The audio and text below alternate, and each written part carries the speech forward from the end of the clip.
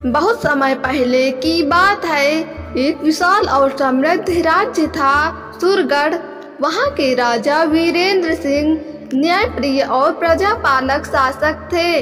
उनकी रानी देवयानी सुंदर और बुद्धिमती थी।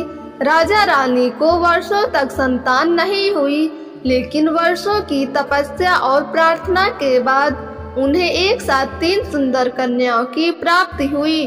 त्रिशा, यशोदा और आर्या तीनों बेटियां स्वभाव में एक दूसरे से बिल्कुल अलग थी।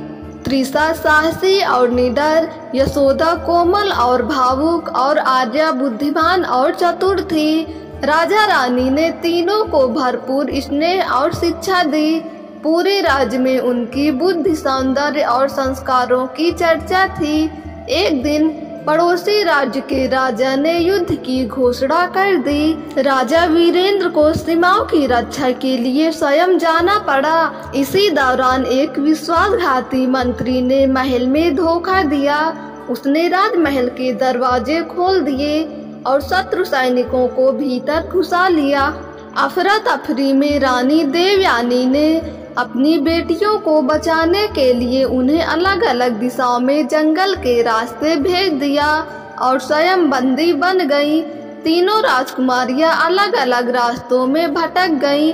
त्रिशा को एक शिकारी ने जंगल में बेहोश पाया और अपनी बेटी की तरह पाला। वह जंगल में रहकर धनुष बाण चलाना सीख गई। यशोदा को एक साधु ने अपनी कुटिया में शरण दी और उसे आयुर्वेद और ध्यान सिखाया। आर्या को एक व्यापारी ने बचाया, जिसने उसे गणित और राजनीति की शिक्षा दी। समय बीतता गया। तीनों बहनें अपने अपने क्षेत्र में निपुण बन गईं, परंतु एक दूसरे से और अपने माता पिता से बिछुड़ने का दर्द उनके दिल में हमेशा बना रहा। 15 वर्षों बाद सुरगढ़ अब भी पराधीन था। जनता दुखी थी और रानी अब भी बंदी। तभी तीनों बहनों को अपने अपने क्षेत्रों में सुरगढ़ की दुर्दशा का समाचार मिला। तीनों ने अलग अलग सेनाएं तैयार की और एक नियत दिन राजधानी की ओर प्रस्थान किया। युद्ध हुआ। तीनों बहनों ने मिलकर अपनी रणनीति, साहस और शक्ति से दुश्मन को पराजित किया। महल के द्वार पर तीनों एक दूसरे को देख चकित रह गईं। वर्षों बाद वे बहनें फिर से एक हो गई थीं। राजा वीरेंद्र ने अपने प्राण संकट में डालकर युद्ध में भाग लिया था। वह घायल अवस्था में मिले। रानी भी कारागार में सुरक्षित थी। पूरे परिवार का पुनर्मिलन हुआ। राज्य फिर से स्वतंत्र हुआ।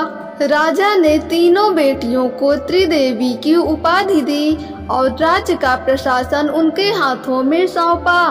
त्रिशा सेना की प्रमुख बनी। यशोदा स्वास्थ्य और सेवा मंत्रालय संभालने लगी और आर्या राज्य की नीति निर्धारण में अग्रणी बनी।